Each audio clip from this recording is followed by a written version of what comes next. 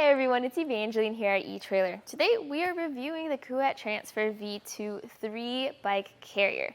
The Transfer is available in a bunch of different sizes depending on how many bikes you want to carry.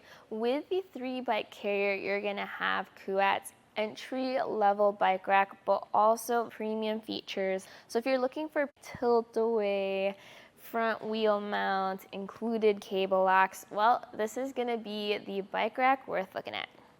But what makes the Kuat Transfer very distinct on the road is its open goalpost design. And that's there to make it a bit easier to load your bikes up onto the rack or to take them off. And when the bikes are off and you have the rack folded up, this is going to be the bike rack that gives you the most visibility behind your vehicle. So if you're always worried about backup cameras or license plate visibility, things like that, the Kuat Transfer is the one for you. But when the bikes are on, then your main goal is going to be stability, because you want to make sure that you have a rack that is able to carry your bikes from point A to point B. And with that in mind, you have two main touch points. You have your front wheel mount, but then you also have your rear wheel mount. So before we get into that, let's go take it outside so you can see how it performs. So here we are driving around on our test course, and we're going to start with our alternating speed bumps. This is to simulate hitting a pothole or hitting a curb, that side-to-side movement there. And some pretty good lack of movement from our bikes overall. Now we're doing our up and down speed bumps, seeing that up and down movement. There's a little bit of rocking here from the bikes, but nothing I'm concerned about. This is as if you were exiting a driveway or hitting a normal speed bump. Making our turns here, this is when I look for sway or side to side sway. Nothing much from our bike rack or our bikes. So here's some tips and tricks to make sure that you have the proper fit of your bikes on the rack as well as the rack onto your vehicle. And this is going to be a front wheel mount rack, meaning this secures your bikes by the front and the rear wheel, and this has a hook that fits on there. So the hook works where when you have this up to your fork, it pushes down on your front wheel, but then you also have a large cradle underneath supporting your bike. What I've seen a lot when people use this bike rack is they secure the hook a little bit further down on the tire. This is why you shouldn't do that. If you pull on the hook, you'll see you actually have plenty of space still, and that's why we always recommend securing as close to the fork as possible. This does have a weight capacity of 40 pounds per bike, which is slightly higher than the average weight capacity of 35, but not that much if you are looking to carry extra heavy electric bikes. Now, depending on the type of frame you have, doesn't really matter because there is zero frame contact. All the contact is in the front and the rear wheels. This does have a maximum wheelbase of up to 50 inches, and that's going to be accomplished by this pivoting rear cradle. Now for those extra large frames on some of those larger mountain bikes, when you have a longer wheelbase past 50 inches, what's going to happen is that rear cradle won't be able to fully support your bike. It will look like that, and that is something that you want to avoid. So always just double check your wheelbase to make sure it's secure. And for those extra large frames, you can also adjust your front wheel cradle right over here just to give it a little extra tilt for those longer wheelbases. For security, you do get a cable as well as a lock on the bike rack. So it's not quite an integrated cable lock, but it's still something that you can secure into that end. And this is going to be key to the lock core that comes on your hitch pin. That way, with only one key, you can still access both your bikes as well as your bike rack. But I always recommend removing that cable lock when you're about to drive, just because you don't want that extra friction and touch points on your bike as you're driving around. Now, to take off the bike, it's super fast and easy. You start over with your wheel straps, and then you go over to your front wheel hook. And this design means that you can now hit the trails faster, but it also means that you can unload your multiple bikes faster because now you can take advantage of the open goalpost design.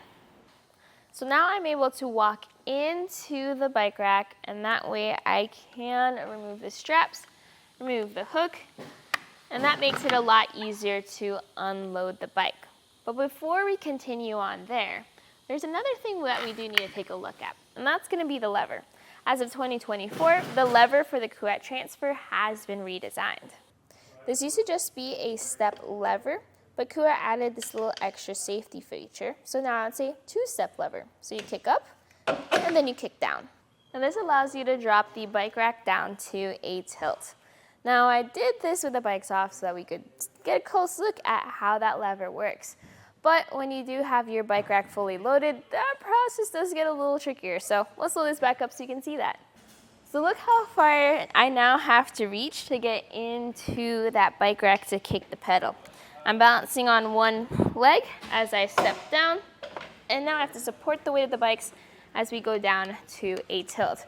So still doable, wasn't that hard, but also if this is fully loaded up with 40 pounds per tray of bikes, that could get a little hefty. So have a second person there just to help you out and support that weight as you tilt away. Now you'll tilt away if you want access into your hatch, if you want to open up a trunk or lower a tailgate. Now the angle isn't that deep, and you can see it here on the tailgate of the Ford Maverick. We're able to lower the tailgate most of the way until it now rests on our bike's tires. So another thing is, even if it did go down all the way, we'd still have to be concerned about where our mast sits. If you measure from the top of the shank to the top of that mast, that's going to be about 8 inches of height.